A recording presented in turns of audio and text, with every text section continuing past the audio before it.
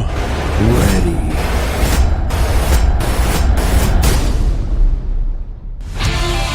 Are you kidding me? That's what? Yeah, every so often it happens that Ryan is right. 100% right. Not even a little bit right. Tucker Pullman, 2 points last game. No kidding. My man. Hey, neither does me running shirtless, but that turned out very well. It so. did. Welcome to the PP1 podcast. Oh, man. You guys are expecting Ted. We'll get to that in a second. Welcome to the maiden voyage of the PP1 podcast on the Hockey Podcast Network. I am joined by a guy that I mean, geez, if you're following the Canucks, if you don't know who Chris Faber is, then seriously, you need to move. This is different. This feels weird. Ted will be here shortly. We're good, but I want to cherish as much time as I get with Mr. Faber. Chris, it's been a minute. How you doing, buddy? Yeah, doing good. Keeping very busy. Got a wedding planning going on right now. That's going to be right before the hockey season, actually. So that's kind of like I got back weekends of like a wedding and then young stars and then training camp, and it's off. So like it's a busy time, but a fun time too. So I'm also just feeling great that the hockey season is over for the Canucks. Like the fact that the big news of the day is like they signed Scott Walker's kid to an HL contract. Like, I love that. Now I saw something. Is he bald? Someone was saying like, man, the Canucks love their bald guys. And I was looking, I'm like, I don't have time. I'm working, going through. I'm like, someone's going to tell me later. So that's the big news of the day. I think it's after he signs, right? Like, you either had to be part of the group before, or now it's like, start going bald. Like, remember the Pedersen photos that came out last year? Yeah. Everyone's like, oh, he's looking more and more like a Sedin. I feel like next year around the same time, it's looking more and more like Patrick Allvin, who, by the way, I looked this up a while ago. Like, do you know anything about Patrick Allvin's playing days? No. So I didn't know either. I want to look this up so I get the actual number right. He was a goon when he played. Like, he played in the Swedish first division. Yeah. And I want to get the number because it's pretty ridiculous how many penalty minutes he had in one of his seasons. So just give me a quick second here. Elite Prospects, good site, takes a little while to load up. We're all good. So in 1997-98 season, Allvin was playing in Division 1, which I guess is like evolved into the SHL at this point. Okay. This is the top league in Sweden. Right. He played in 28 games. And he had 139 penalty minutes in those 28 games. I'll say that one more time, 139 penalty minutes in 28 games. So he's averaging, 5+ minutes a game. So major for sure. Yeah. I didn't think he was that type of guy. Like, I don't know what was going on. He's grittier than we give him credit for, I think. Very much so. Like, even in the ECHL, he was 104 penalty minutes in 51 games. Like, oh man, yeah, the numbers shocked me a little bit there. I thought he was more of a finesse defenseman. Like, that's what I would have imagined him. So we had Dave Haxtell on 2 summers ago before Kraken started up, and which was a lot of fun. And so we're going back and forth. Dixon Ward and him are boys from like forever ago. And I'm thinking like, man, like he's done okay. And I'm going through and checking out stats and everything. I look, I'm like, holy crap. You enjoyed the penalty box a lot, and it sounds like he didn't enjoy being still. Let's put it that way. So it was. It's always fun to see the guys are like, wow, they're so kept. Yeah, some of those guys they want to rechange. They want to change their persona a little bit. So that's fine. We all have a past. I guess it's just we can go back and find out what it is. And thankfully, Hockey DB and Elite Prospects and all that. Yeah, nothing's hidden anymore. I should probably let everybody know, too, on our show that you can comment along on Facebook and YouTube. I don't know about Twitter yet. After we left Restream, now we're back on StreamYard, so I can't remember if you can comment. If you can, on Twitter, let us know, just so we can test that. We can promote you. We can promote, keeping a chat going. I don't know. You guys have your own thing. You're too famous now. You're like, yeah, we actually are just YouTube. We don't need the other channels, so... I'm sure somebody needs like maybe this is out there and I don't know about it, but like it'd be great to have a chat on the live show from all the different things. Yes. Like Twitter, Facebook, Instagram, YouTube. Like if you can get all of that in one spot, I'm sure there is something. Maybe there's a smart person out there listening. So we kind of have that. So like right now, we had a scoreboard update. I'm just going to throw this out here. I do have the game on. So this is from YouTube. So you can check that out. So it's still, there's a live stream going on the network as well for the game, which is overtime. And we all know the rule about overtime, right? First minute, last minute, nothing in the middle. So it's pretty rare you see a goal at like the 10-minute mark or the 12-minute mark of overtime. If you haven't scored in the first minute and things start getting back and forth, you're going to get within the last minute or two. So we got a chance here. Maybe Florida figure something out.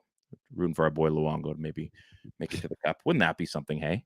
Yeah, I think the only guy who's allowed to score in between, like the 18 minutes in between that you mentioned, are like third pairing defensemen. They're the only people who are allowed to score in that time zone. But then like the forwards, they just like, just got to dump and chase until that, till the announcer gets on and says 60 seconds left. But yeah, like honestly, if you look at the final four teams here, Luongo is the biggest story that I'd be rooting for to win the cup. And that's like, I feel like that's saying a lot because I'm not even talking about a player who's playing on the ice. Yeah. And I know Luongo meant a lot to Canucks fans, but it's like, there's not really a story that I'm like, this guy who's been around, like, Joe Pavelski's been around, like it'd be cool for him to maybe get a cup, right? Like that might be a little bit fun, but and everybody kind of likes the Hurricanes, but honestly, the guy I'm rooting for the most to be able to have the cup in his hands, it has to be Roberto Luongo. I mean, they got to face off here. For me, and people are going to hate me for this, but if Vegas is in the final again, I'm sorry, but I think Vegas is now the favorite to make something. That I think anyway. I think Mark Stone has been a little bit quiet. I feel like they're about to blow up, and I'm not gonna say run the table, but it's definitely looking like Vegas is primed just because if they've been there that many times already. Now they've got Jack Eichel goaltending. I mean, Aiden Hill is like, you can't figure out Vegas, I think, is what's going on. And I mean, Dallas would make sense to be there as well. But geez, I don't know. If Vegas were to win, like I was really hoping for Vegas, Seattle. I think, if I like quirky stuff, so like, let's get the expansion series. But I mean, Vegas has just been like, they know how to do playoffs. If you've been to a game in T-Mobile, it's a zoo. It's basically a giant club with a hockey game in the middle. And I don't know. I wouldn't mind seeing Vegas win. And I know that goes against a lot of things I believe in. Okay, let's bring this. First of all, Dylan, the guy that's likely paying my bills going forward. We do have Faber on. See, we became friends a long, long time ago. We broke bread at. Did we go to Cecil's? I can't remember. Yes. Oh no, we just went for beer, I think. No, we went for beer. I went to Cecil's with probably with Brady. With Brady, yeah, for sure. Yeah. He took me there, and that was off of a Cole Lind recommendation as well as your guys' recommendation. Oh man, shout out to Cecil's. They're like 30 years now, I think now. So the prices are through the roof, but still worth it, unfortunately. And here is the question you and I were talking about off air. Is that an IKEA shirt? So you and I have debated this. I debated this since I also have this shirt, the EP40. So it definitely is IKEA. But we were looking because I was always wondering, like, is it like WD-40 or is it the IKEA? Because if you were to compare the logos, they're pretty close, right? Like they're pretty close. But you and I you did the sleuthing yourself, and I believe it's fair that it is the IKEA shirt. Yeah, we spoke about the round bottom on WD-40, which I mean, maybe it's a little bit of both because like, yeah, the design is IKEA, but IKEA doesn't have a 40 in it. That's WD-40 true. Has a 40 in it. So it's a hybrid shirt. Maybe it's a hybrid shirt. It's greasy, that's for sure, just like WD-40. So you and Dylan apparently go way back. Yeah, like grade 8. Oh man. We're the same age, same high school. So yeah, we went to all of high school together and had the podcast before. I was on a podcast with him before the Hockey Podcast Network as well. So question for you: does he play baseball? Like, did you ever? I don't think so. Any sports with him at all? Yeah, me and him were. I tell you what, the old NDSS duo in gym class. Like, if me and Dill got on the same team, that team is winning like 26-2 normally, or maybe like 26-12 because we didn't play much defense. But Dill and I were quite the duo offensively in like high school floor hockey for sure. I was gonna say floor hockey is where that's where relationships are made. Did you have he was your boy basically in like ball hockey and stuff out in high school. It's funny how you have like that one guy that I remember I had like a center and a winger in like ball hockey. I'm like, it was just school, nowhere else. But like when that group got together, like some magic happened. Like it didn't mean anything beyond that gym, but magic happened. Oh yeah, we had it like back in the day. It was on the streets, right? Like my elementary school was the hockey court was on a hill. It was like very slanted hill, so you only played half court, and you had to get out to half because we would play full court, and nobody loves running uphill while you're playing hockey. Like so that was brutal. But in my like elementary school as well, there was a one half of it, and then I guess one of the ends was also like a very tall metal fence. Yeah, and we would allow hitting because it was like, if you remember this, what we used to call them, like the duties or whatever. That's what they were called. It was the people that walked around during recess and made sure the kids weren't screwing around. They're normally wearing like the orange monitors. Yes, monitors. That's probably I don't know why we called them duties. Maybe that was a French thing back Island in the day. kids, maybe At a French school, French island. Who knows what's going on there? But we would wait, and as soon as they turned the corner, hitting was allowed. No. And then when they got around to the corner, and you could see them because they're wearing these bright orange vests. Yeah, you could spot them from a mile away. So it was very easy to like turn hitting on and turn hitting off. It was like a video game almost. Like no kidding. Yeah, penalties. You want reduced penalties. You want icings too. Like no hitting, fighting. I remember my cousin out when we were. Well, I mean, I've lived in Kelowna basically my whole life. So their second house, I think they were up in East Kelowna there, and he was on a cul-de-sac. And we started playing like blades too, right? So, but like same thing.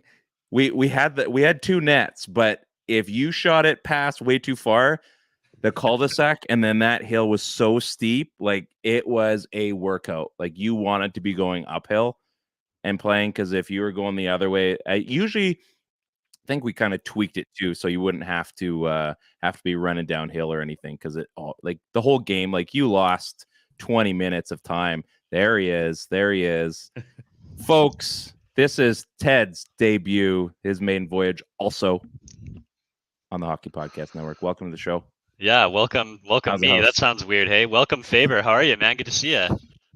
Teddy, we've been trying to get you on for a long time. Really appreciate you hopping in here, joining us here on the main voyage of the PP1 podcast on the Hockey Podcast Network. You were happy to have you. Wow. This has come full circle. We're gonna have to redo the contract after, I think, because Faber's like, do I get any cheddar off this if I just stay on a little bit longer? So. Faber gets all the cheddar. Hey, when you're in town next time, it's gonna be pierogies on me, man.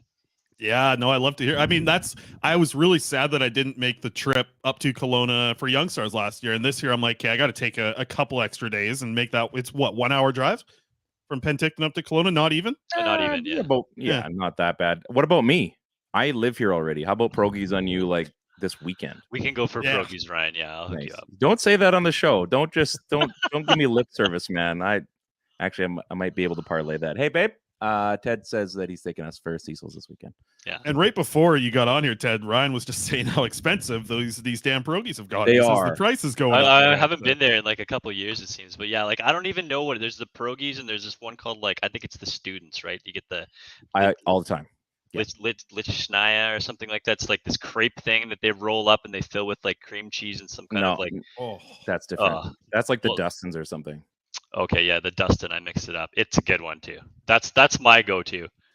Are you guys? I don't need the smoke, but I need the cheese bun. I don't know who Jeff is. Jeff Nelson. Yes, we are absolutely in Canada. So for anybody that doesn't know us, we should probably get a little bit of housekeeping out of the way.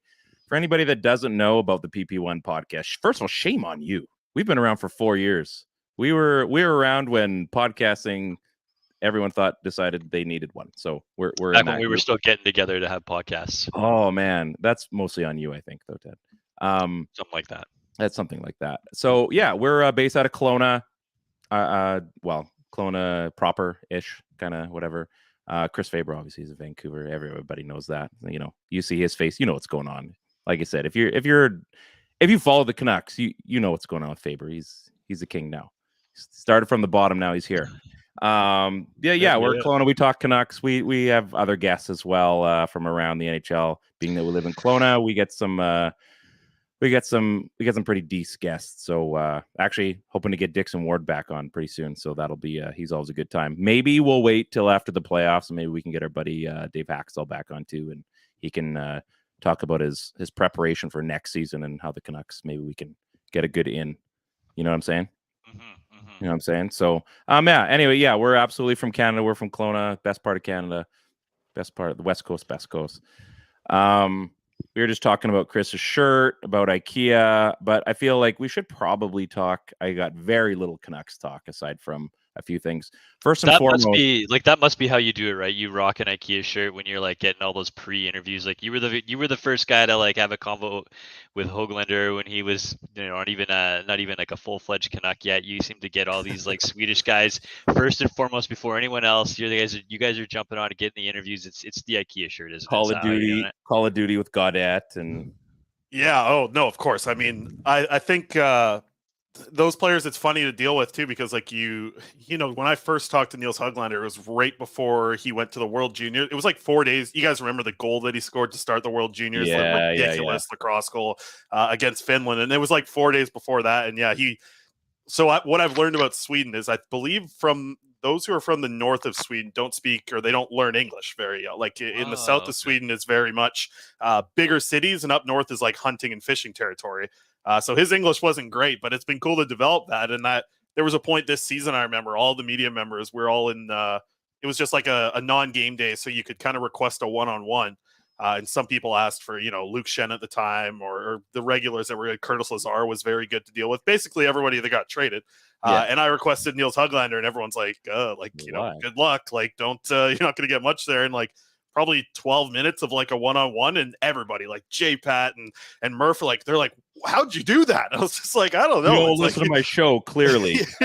No, not at all. Like, some of the, I mean, there are certain players you have to like, I don't know, that are a little bit too tough. Like Danila Klimovic at the start, I never aired the interview because I was like, I don't know if this is going to go well. He only really knew the word like sniper and shooting at the time. And I was like, I don't know how this is going to play over podcast. But yeah, it's been the prospects. That's been my thing, man. I love talking to these guys and watching them develop. And what's so cool is like I've been doing this for 5-6 years now, and some of these guys that I talked to at 18 are now 23, 24. Aiden McDonough, like nobody was talking to him when he was a 7th round pick, and nobody thought he was going to be anything. And to see him at the NHL, it's just to see those stories like come finally full circle here, and they are some of them in the NHL or down the road in Abbotsford. It's really cool. It is a lot of fun to see them finally get to that level, because I know how much these guys work for that, to see them actually achieve their goals. It's pretty awesome to see, man. You've had McDonough on a few times too. Yeah, he's I think he's second on our show. Rathbone's been on like 7 times, and then like McDonough's maybe like 4 or 5 up in the history of our show anyways. Yeah. And then you had like you had the Woo interview just recently. So maybe that's the thing. If you don't talk to Faber, I mean, really, there's no chance. You're going to have to talk to you guys first before you make a chance to get the show, right? So I love the Klimovic, though, thing. The fact that he comes down here, you only knows the word sniper. I feel like that's obviously a perfect fit for a guy like that. Are you stoked with the upcoming draft, like knowing that we're not just going to be reaching for like 2nd round picks and just going for home run guys, although potential we could sort of put a little more thought into what's going to happen for this draft?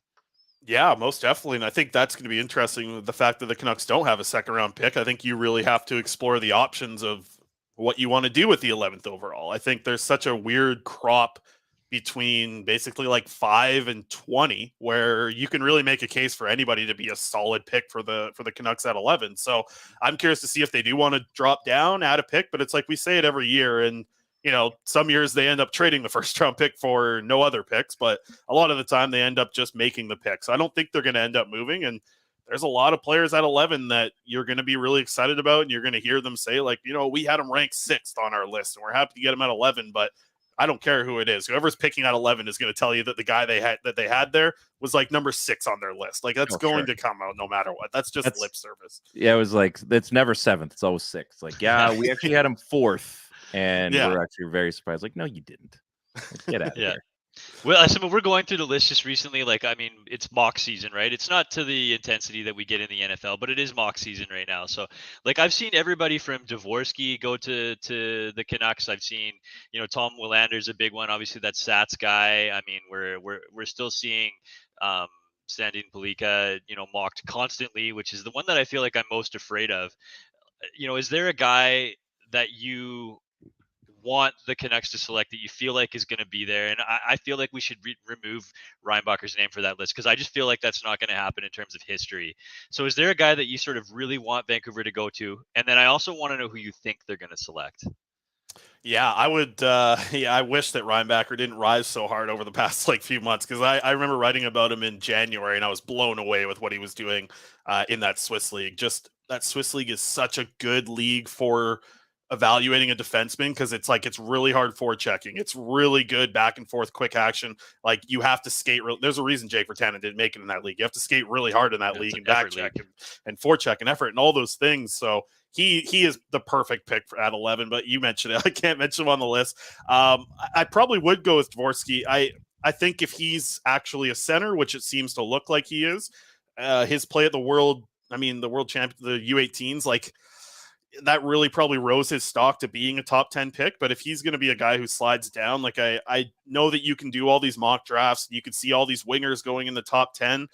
I just think once you get to draft day, you're not going to pass on a winger or a defenseman. It's kind of like what you said, Ted, with Reinbacher. Like, we're not going to see the first draft in 30 or 40 years since a defenseman hasn't gone in the top 10. You're going to see a defenseman go. And I do think it's going to be Reinbacher off the board first. I think the name that I really like Colby Barlow as well, but he's a winger. So I don't know if you want to really go that route. He's a different type of winger than we've seen the Canucks draft in the past. Big body, strong forechecking. He's a good kid out of the OHL. He's an option. Also, the Vancouver Giants have that kid, trying to remember his name now, blanking on it, but they got a good little winger there. Honzik, I believe. Samuel Honzik, I think is his name. So he's an option. I like Matthew Wood, but when I saw him play live in the BCHL, that was 2 years ago, I wasn't super impressed with him. But I think he's made big changes since he's gone up to the NCAA. He's an option as well. But there's also going to be guys that probably fall out of the spot that, maybe Vancouver did actually have at 6, like whether it be a Will Smith or an Oliver Moore. Like, I can see one of these guys being a guy who slides. Like, if you think back to even just last draft, I don't think anybody had Shane Wright going down to 4. And I think we can see a very similar type of thing. But because we kind of know who the top 3 picks are going to be with the Michkov situation, like with the Smith and Moore and these guys that are going to be options, the falling probably starts at 4, right? Like, that's when you could see someone reach for Reinbacher. You could see someone, if they really like ASP, go with him. So this draft is really wide open after that top 3, but I don't think there's much to be changed from that top 3. It's going to be Bedard. It's going to be either Carlson or Fantilli. But after that, it's really a crapshoot from 4 on to 15. So I don't know who they're going to get. I would like Dvorsky though in the end. Dvorsky. Okay. For Michkov, we've seen the Russian drop lately again. And how far do you think he actually drops? I mean, Capitals are at 7, right? Yeah, it's just kind of tough because, we've seen Podkolzin drop. I mean, we're not saying they're the same player, but we've seen this drop happen a few times. Is it going to be the same thing, or do you think they're going to be like, you know what, it's worth the pick, we should be getting this guy? I find it so hard for a general manager to be like, I'm going to take Michkov, because think about the teams that are in the position that are drafting in the top 7. They are not playoff teams. They are far from playoff teams. Right. Teams that are far from the playoffs don't normally keep their GMs around for 4 or 5 more years. And that might be the situation that Michkov is in. So I think you have to be really comfortable with either your position, or in my eyes, it could be looked at the other way too. It really could be looked at the opposite way of hey, at least we're a bad team, but at least that prospect pool has Michkov coming. Maybe that's something the GM could use in the complete opposite way of what I just said. So I think that situation will be interesting. I don't think he gets past the Capitals. I think they've done such a good job of bringing Russians over and knowing the situation of when you draft a Russian that they won't be scared to take him. And like we said, it was a 7th, right? I don't think he'll get past them. Yeah. Okay. That was kind of in the Benning era, I think that was one of the bits of praise that we gave Benning, was when he selected Podkolzin. That was a brave pick, right? I mean, yeah, it was. Who would have known that he was going to be? I didn't think he was going to be around that long, but that's how it worked out, anyways, right? I mean, he got to be here to watch him at least see the light of day. Who do you not want the Canucks to call up when it's their pick at 11? It's Axel Sandin Pellikka for sure. I think he looks really good in the J20 league and the J18 leagues, but he plays like a rover. He plays like a forward. I think he really needs to understand what he has to do at the next level to be successful. And listen, he got an opportunity to do that. He played 22 games in the SHL. He got an opportunity to at least see hey, this is the level where I need to step my game up and maybe not be the first guy forechecking, and things like this that a defenseman just shouldn't do. And I think there's a lot of small defenseman offensive skill here, but I also remember falling in love with Victor Soderstrom. in his draft. And I was like, I love the way this guy attacks. He's so aggressive. I'm seeing a lot of similar things. So it's like, yeah, Victor Soderstrom is going to be an NHL player. I just kind of look at that similar to Sandy Pellica. I'm like, he is going to play in the NHL, but I don't think he has that high of a ceiling, and I think he has a pretty low floor because of his size and the way he plays. So I actually like Tom Willander better than him. Like Sandy Pellica is probably the 4th or 5th defenseman, I think, in this draft, but he's going to end up going to top 15 because somebody's going to like that play style. I don't think he has enough skill to be able to get away with being that rover type of guy. But that's the way he looks in the J20 leagues, and he's really good. Like, he's really good in the J20 leagues. Right. He just can't get away with that in the SHL, so he's not going to be able to get away with that in the NHL either. Sorry, keep going. No, I'm agreeing. Like, there's like these comparisons. Like, who's the last guy that we sort of see come out of Sweden that looks like a rover, can sort of move around, doesn't really be projecting as like a great defender, but is just so high end offensively. And we think of Erik Karlsson, but he's such an edge case at that size that I don't know how that translates to the NHL. I don't know how you prepare for something like that. No, and that's the worry too. And then the team that makes sense, right? We've kind of heard the talk about it. I think a lot of people have mentioned this by now, but it's like, it's a team that kind of needs like a Quinn Hughes type of player, right? Like, I just don't think Sandy Pellica is going to be able to drive a pairing like we see Quinn Hughes do. I do think he's probably going to be effective on a power play, but if that's the best trait that he's bringing to your team, I don't think the Canucks should go anywhere near this guy because they have that already. So if we select him at 11, does this make it harder to get the interview then? He probably doesn't listen to the podcast. I think it'd be okay. Yeah, I'm sure he's heard or read something that I've wrote about him not being the guy I want. So I probably won't be talking to him anytime soon. I'll just stay with the Abbotsford guys. That's probably a safe play. I mean, there's just a really good chance that all these defenders are going to go. We're going to see, the guys that, Dvorsky could go up there. I mean, one of those sort of center/winger guys.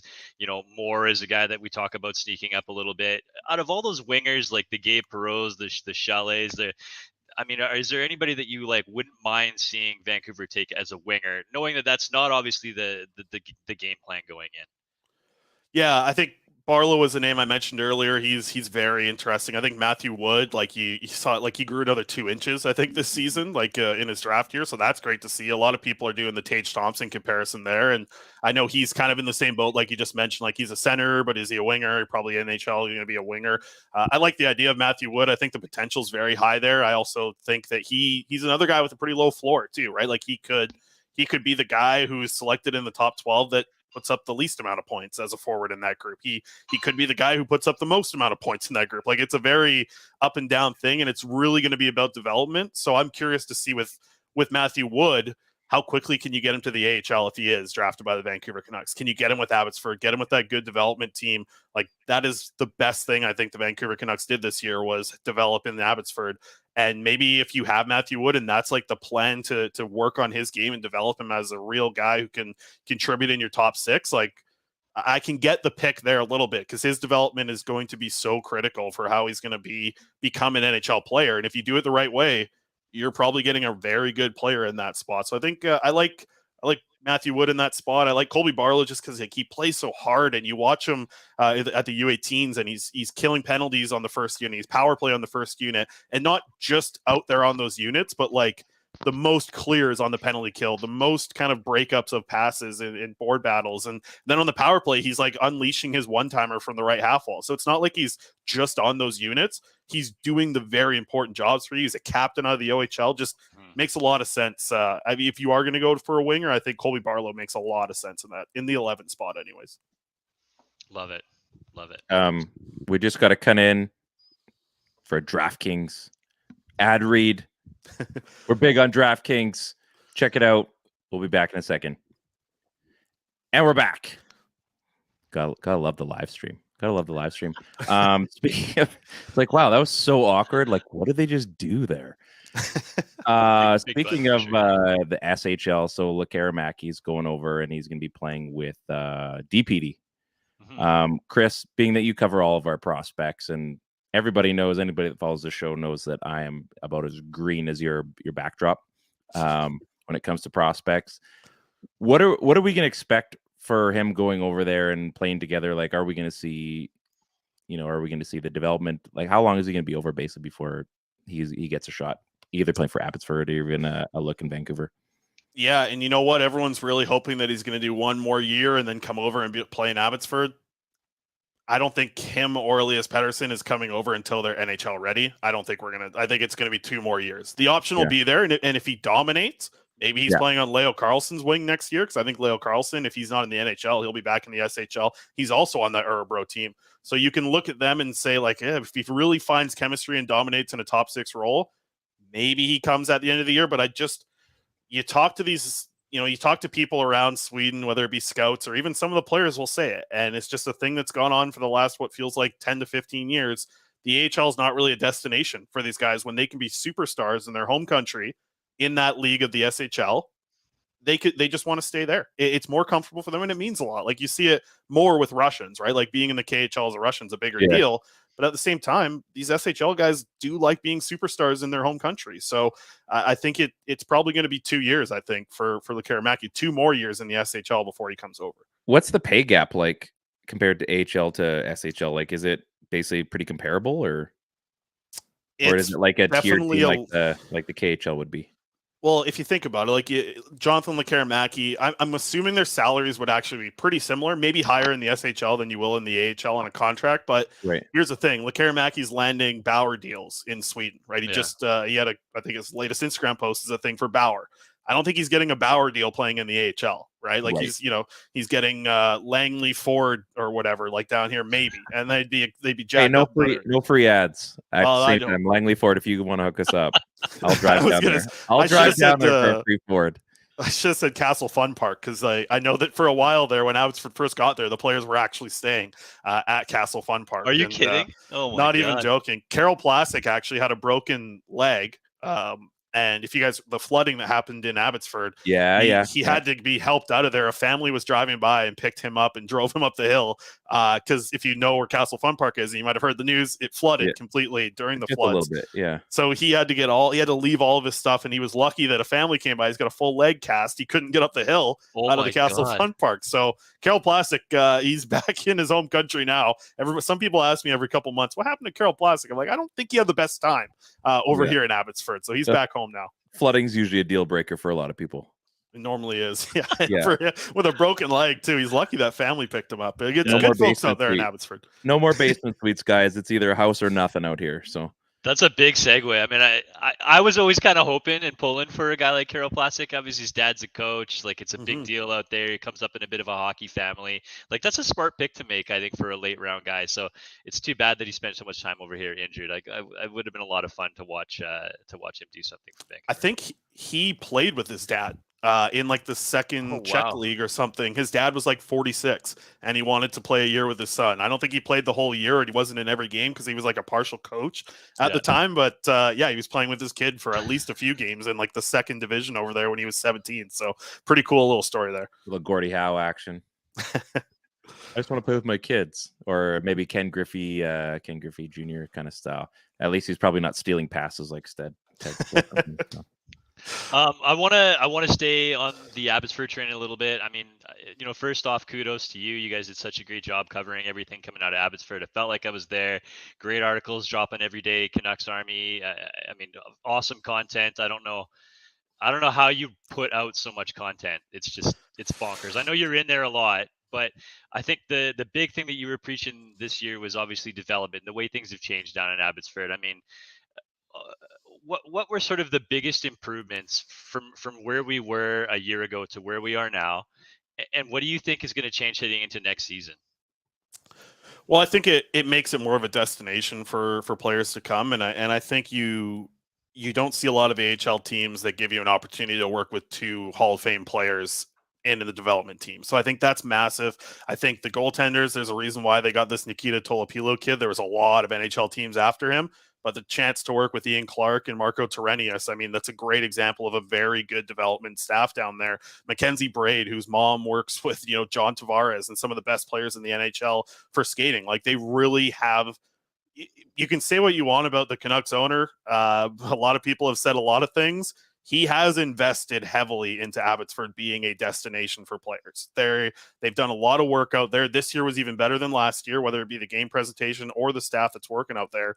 So I think that you're going to draw more of these CHL top scorers like Arshdeep Baines, but I really think this is going to be a spot that you, like I said earlier, with Lekaramaki or Pedersen, they're like, yeah, you probably don't want to see, like, they're not going to want to come over. Maybe they do a good enough job in Abbotsford to want these guys to come develop in Abbotsford in the AHL, make the AHL not look like such a crappy place like guys in Sweden look at it right now. So I think that might be the thing that changes moving forward here, but they've already done a good job of at least starting that change. And Abbotsford getting a taste of the playoffs at home was great to see. The crowd was unreal. So through and through, I just think it's a lot of positive. I think it's the best story in the Canucks organization this year, though. It's just like some people be like, it's just the AHL. It's like, yeah, it is, but they're developing NHLers now, and they were not doing that when the team was in Utica. So I look at it as a really positive story, and I think they're just going to build off of it. Love it. I've muted myself. Chris, I know you got a jet, buddy. Appreciate you coming out. I mean, thanks for opening the show with me. Yeah, you're always welcome. Maybe we'll open with Ted next time. This isn't like a new thing, him filling in for me too. So it's not. He's been in a tank top before. Like we got some stories. Chris, thanks so much for coming by. We'll have to catch up. If you get a chance to come to Kelowna before you get hitched, we'll make time for you, my friend. Yeah, congrats again. Definitely. Yeah, thanks, guys. Young Stars, make the trip. The PP1 meetup. We'll have figure it out. down there. We'll figure out something. Chris Faber from Canucks Army and Canucks Conversation, and I mean the Canucks. Take it easy, Chris. See you, boys. Have a good rest of the show. Take care. Thanks, buddy. Man. Great stuff, man. I love all the coverage coming out of Abbotsford. I think a lot of guys want to know what's going on with members of the Canucks that aren't the big team, right? I mean, yeah. Even the shout out to signing. I mean, he has even played for the Abbotsford Canucks, the Nikita Tolopilo signing, right? So another huge goaltender coming over, going to be possibly an Ian Clark guy. I mean, a lot of people are talking about what goaltending is going to look like next year. It doesn't sound like Delia is coming back, so maybe it's Tolopilo and Silos that are taking over the reins and like full time coming out of Abbotsford for next year. So it's going to be an interesting situation in Vancouver from a goaltending standpoint. Because I think you got to assume that Spencer Martin's going to be the backup here again and he's got another year under his belt. So him and Demko are going to be running tandem. I've started to think about this goaltending thing because I've been seeing it a lot. Not necessarily on podcasts, but a lot of shows, they've been talking about like these goalie tandems, like almost like not 50-50, but definitely close to 60-40. And I'm saying, man, like, I think you almost need like a pitching rotation. I had an article way back when we were. You'd have more than two guys. I remember the pitching rotation thing actually. Yeah. So no, I still think two, like that. I don't want to get stupid, but well, it's like Vegas. Yeah. Well, yeah. Five is a little bit silly, but I think that the NHL is definitely shifting that way. Like, you don't see a guy running out, 70 plus games, or pretty rare anyway, unless the team absolutely has to. But you're seeing more splits. So why not lean into that and lean into favorable matchups? Like you go into a rotation like it's going to be two. I mean, maybe you have a 2-1-1 or however you want to see it, or just start playing off guys. Like, I don't care how, I don't care if you're the best goalie on your team. You don't play well against Boston or against Chicago or Vegas, so we're going to put in the other guy, and maybe you're wrong occasionally, but I mean, there's so much analytics available to everybody now. There's got to be enough out there to think, hey, you know what? Maybe there's something to this. And I know probably, I mean, when Luongo and Schneider here, as far as money was concerned, it was a bigger ticket item. But I do wonder if you're going to start seeing teams start to look at a rotation type of tandem, because at the end of the day, like, it is a team game. And I mean, we can go back and talk about that fabled year of 2011 when, they should have put Schneider in. Well, yeah, that would have made sense statistically. They actually did at one point. Oh, yeah, that did happen, unfortunately. But I mean, at the same time, Luongo had 2 shutouts in that series, and he was likely a win away from being the Conn Smythe as well. So, hindsight is 2020. But I do wonder the way this NHL, like this current NHL 2022, 2023, and likely going forward, I know it's cap space that you're looking at, but when was the last time, like maybe Florida is a team that goes all the way this year and wins. Well, Bobrovsky is, he's getting paid like an elite goaltender, but Aiden Hill for Vegas, or you look at like Grubauer out in Seattle and what they're working with. Like, there's guys that are not making a lot of cheddar that are making a lot of noise. And you look at the Leafs and you look at the Oilers and how far they got. And I know they got knocked down the second round, but still, you're still getting through 2 rounds with guys like Skinner's up for Rookie of the Year. I mean, Jack Campbell still isn't really. I mean, he's not. I'm not even gonna say it. He's definitely not elite. But he's a guy that a journeyman guy that isn't a superstar, but they believed enough in him that he was worth picking up. Like there's a lot of these guys out there for goaltending, and I think maybe that's kind of one of those things that they start looking like. If we're gonna have a deep team, yeah, we might have a couple stars, but we need 2 guys that we can believe in for 82 games plus the playoffs, and know that if you get to the playoffs, that you can rely on either guy. Because I think there's some teams where the number 1 goes down, like, oh man, like we saw, like, was it Wool that went in now? Like, well, this is inevitable. Like, we know how the series is eventually going to end, and Florida did win. So I don't know. That's my 2 cents. No, I mean, I don't think you're far off. I don't think I don't think it'll ever get to, like we talked. I'll just use the NFL again as a comparison. We've talked about what if the NFL took the quarterback position and minimized it from a talent standpoint, and they basically run like some sort of read option where they have like 4 or 5 guys that can play quarterback for you at any time. Sure. And you don't all of a sudden you don't have to pay your quarterbacks exorbitant amounts of money, because at any point they could be replaced by the next guy up who understands the system. It's a culture change. And that's such a college thing where there's usually 1 or 2 guys sitting underneath a quarterback that runs a read option offense that can play the position because they understand the offense, right? So it's about sort of being able to make a quick decision at the right time, and then either take the ball yourself, pitch it to a running back, or make a quick throw, right? So Yeah. there's that thought process. And I think I think it's Kevin Woodley was saying this too, right? Like sometimes it's more like it's not so much that you have to have the elite goaltender, it's that you have a goaltender or a crop of goaltenders that are coached well and play specifically to a team's strengths, right? So I mean, he was talking about what's his face? I'm drawing a blank right now. Winnipeg goalie. How he was like Hellebuck. Hellebuck is the best goalie straight on one in the league, he thinks, right? But if the defense is prone to giving up cross crease passes, that doesn't play to Hellebuck's strengths, right? So Yeah. if you turn and model your defense to only equate for straight on chances, then that's going to make his goaltending experience and accessing games significantly stronger, right? So I think this idea, and Vancouver has done a really good job of this over the last however many years, obviously with their goaltending coach. Clark's done such a fantastic job, but any one of these guys can sort of come in that have had multiple years in the system, and it's sort of plug and play, right? Like very obviously we're not just going to be able to go to the 3rd and 4th and 5th string starters and not struggle. We did last year, right? You're being taught the same things from the bottom. Exactly, right? And that the goaltending has to align with the coaching. It has to align with the defensive coaching and how you're doing coverage, right? So Yeah. I like this idea. I don't think it's crazy. And even even Kat Silverman was saying this to us last time she was talking, right? When Darcy Kempfer and Mikko Rantanen were being coached, right? They were being coached in a manner that was complementary to Arizona's system. So it's a different story in Arizona, obviously, right? But the mindset and the theory is still there. And if you can get away with having sort of this crop of goaltenders that are going to do the trick for you, Yeah. because they can play to a skill set, then absolutely, why not do that? I think that's a big money savings down the road too. Obviously not for Edmonton. That's going to be a problem they're going to have to hang on to for a while. Yeah. But that could be where the league goes. I mean, it's more about the system than it is the talent. It's a culture change though, and you remember our water cooler sports chat that we had.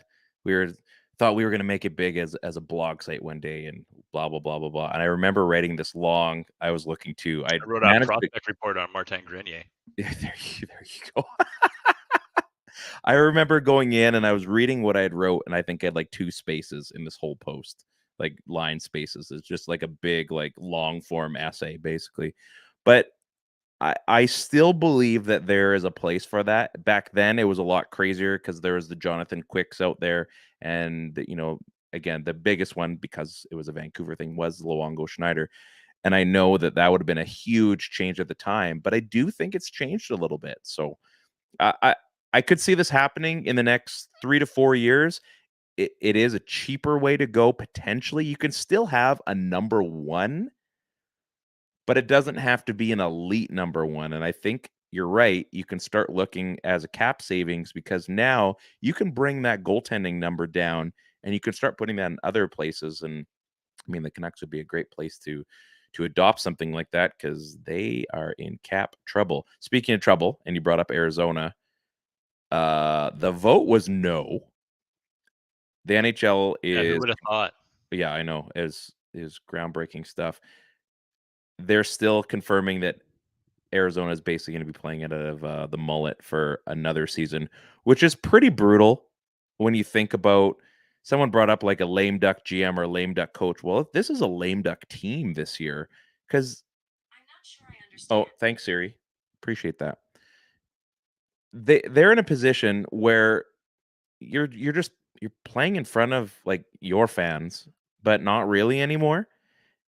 And now you're looking at like, well, where are we going to go? Should I be thinking about getting a trade? Like, these are all guys that have to think about futures and not just, the team you're currently playing for. Like, well, if we're not going to be here, I should probably start getting set up to sell my house. Or if I'm renting, like, probably start looking at month to month and all the little things, and start prepping for that next stage in your life, because clearly something's going to happen. And I know there's all this lip service how they're still going to try to make it work down in Arizona, and there's got to be a way to fix it. Well, they had Ed Jovanovski on. I don't know. I saw an article on Canucks Army. I think they had him on Sportsnet 650, I think, and basically said, I was getting checks from the NHL, and he goes, they kept trying to make it work, and he goes, it just isn't, and we have to understand that. And you have to be grown-ups about this. We all get it. I think everybody would like it to have worked as well. It's not that you want to see Arizona fail. We could care less where teams play. But if it is failing and you're costing the league, as much it is a great destination in Arizona to see a hockey market thrive, if it isn't working, like, at some point you got to call a spade a spade. I don't think.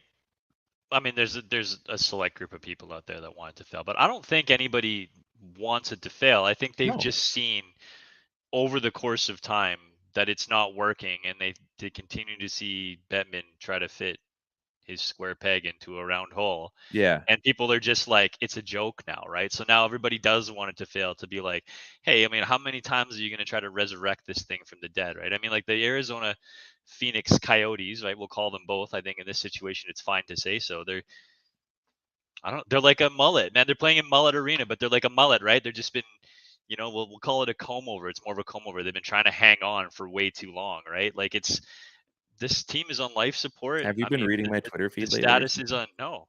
Did you put some I made a great joke referring to that, so we must be good friends. There you go. We got the mime now going on, but it's been Nice. like, it's just too much. It's too long, right? Like at some point, I think, like you said, spade is spade. It's just it's got to happen. I don't understand. I mean, I don't know, but I'm assuming that the NHL doesn't get anything in terms of a relocation cash in, right? And that expansion makes way more sense in terms of league value and how much they're turning over from a profit. But I mean, what is it accomplishing there if there's no gate revenue coming in? I don't know. 5,000 seat arena. We're going to do it one more time next year. It doesn't make any sense. It's pretty laughable at this point, and I'm pretty sure that the league's 3 other big brothers and big sisters also know that the NHL is a laughing stock, specifically because they have a team that's in their league that plays in a 500 seat university arena. I think you're right when you talk about business sense too. Like, they're making all of these headways, like digital ad boards this year. How they were able to get the entire, which I think it got nominated for a sports Emmy, which is always awesome. You're on mute. You're on mute. You're giving away great takes. Right. And It was weird seeing home ads in a visitor's arena. That was kind of cool. Yeah, it's a neat thing. So they're clearly trying to better the business, and they're trying to improve and get into more markets, and yet they're just holding on to like this stinky boot that just keeps getting following them around from house to house. It's like the box comb-over. that it's the comb over. You're bringing it from house to house of all your moves, and like you're not using it anymore. And Yeah. really, it's time to move on. And it is too bad because they're adding all these gambling sites and this that. They're trying to market this league and give you access in any way possible. And yet they're really they keep stubbing their toe on this one situation. And like I said, it sucks because I don't want to see, like, I think it is neat that the hockey's in Arizona. It's neat that it's in Florida and that it's working in Tampa and all these places. But you know what? You have to understand that as a business person, and Gary Bettman believes that he's a really good one, you have to make a call at some point. And I mean, it's not that they're wrong, but finally say, okay, we've given this every possible chance to make this work, and we're finally at the end, and it just isn't anymore. The Atlanta thing happened overnight practically. They're like, yeah, we're going to Winnipeg next week. Okay. How hard was that? What happened to that old arena in Glendale? Like that was a good arena. Like I remember seeing all sorts of footage inside of what it looked like. Like like it's just empty.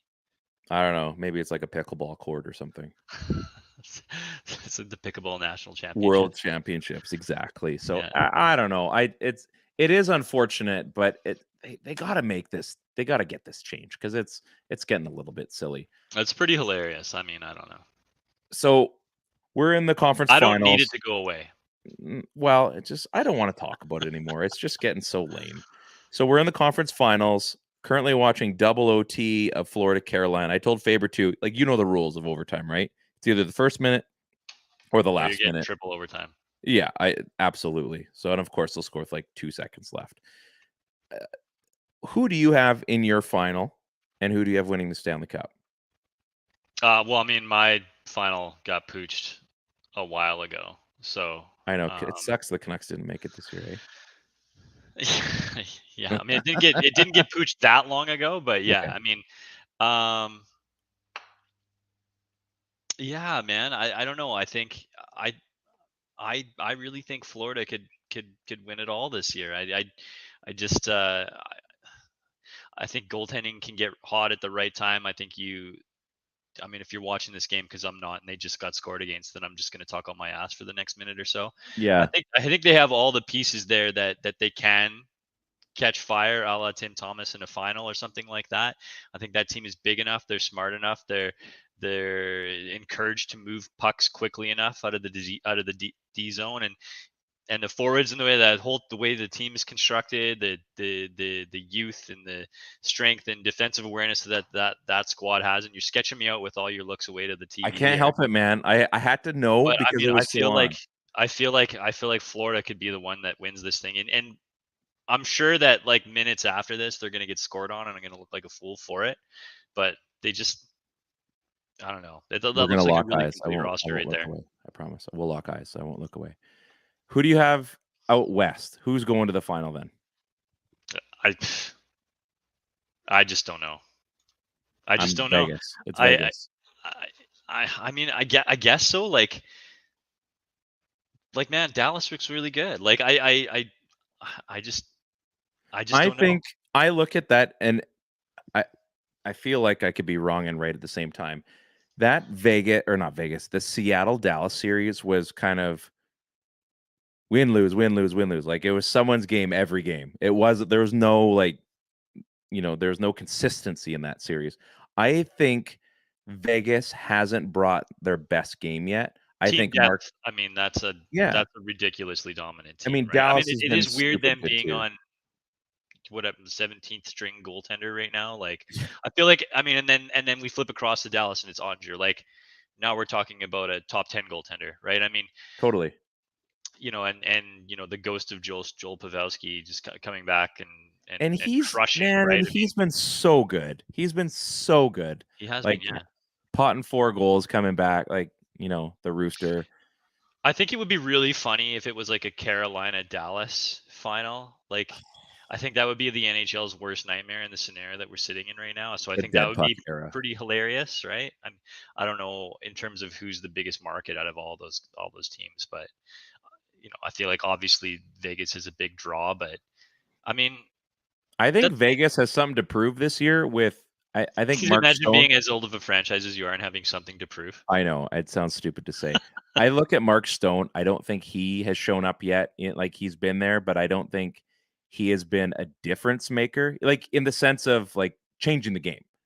And I think Jack Eichel is ready to take that next big step. And he's a superstar, but sometimes when a guy like has his blast off point, like Jack Eichel, and I know it sounds stupid saying it out loud, but like he's the kind of guy like he could be in the Stanley Cup and Jack Eichel he could like You just could win this blast cup off. and go on an absolute tear for the next 6 years after this. Exactly. Like I just feel like there's something there with Vegas. They have this weird feeling, and you look at their Yeah, I think you're goaltending. kind And of biased a little bit because I know you went to a game there and you're caught I've up been there in it. once, Yeah, I know. That's all it takes. and That's what you neither told of me, those right? goaltenders were there when I went.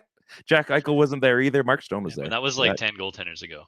that was 10 goaltenders ago. That was oh man, I think Malcolm Subban was there maybe. Oh yeah.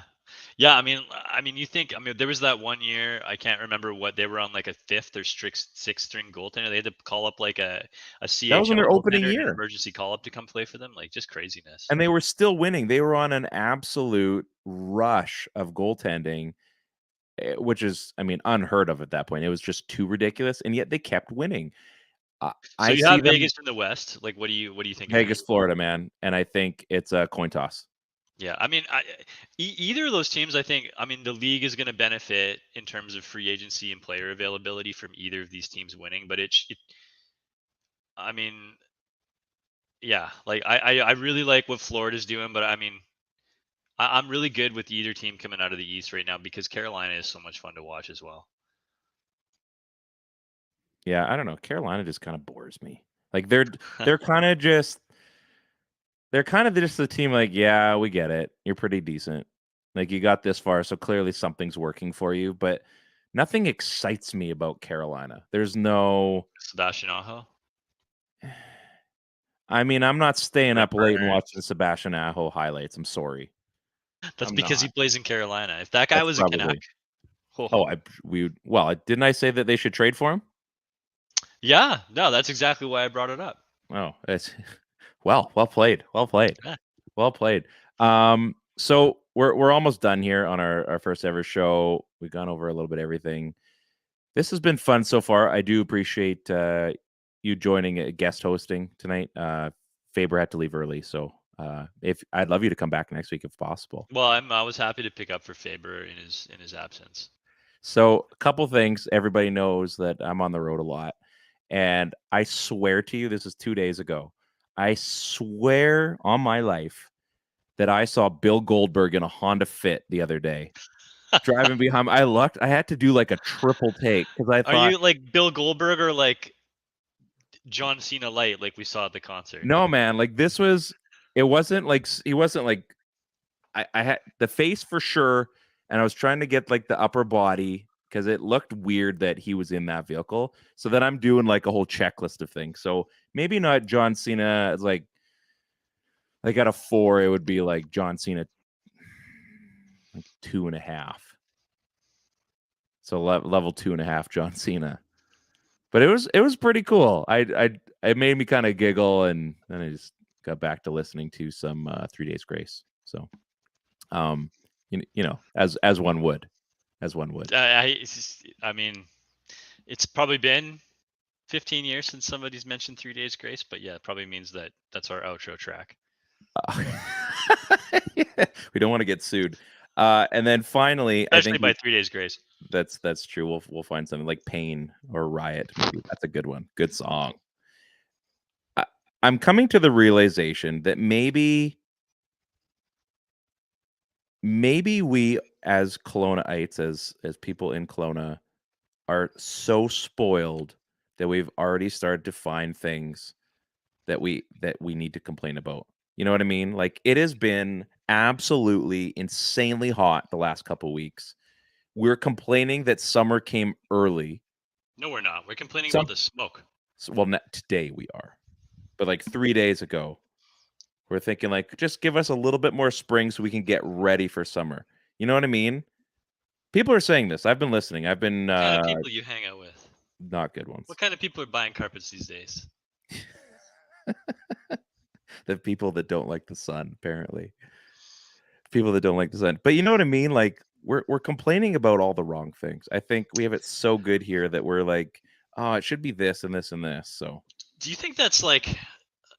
I mean, I know we're obviously stretching to the end here, but like, do you think that that's like, that's the new like, oh, how about the weather today, or like, how about that heat? Like the Yeah. new thing you're saying to be like, I'm in the know with weather stuff now, so I'm saying like, oh, we barely had any spring this year. maybe that's the new thing. Yeah. Like, oh, then we just skipped summer and went right to winter. How about that fake summer? Yeah. You know? We're getting specific with our how Yeah, about the weathers that's what I now. was It's like, not no, even everybody knows that was, summer of deception was actually spring. You just called it something different. yeah.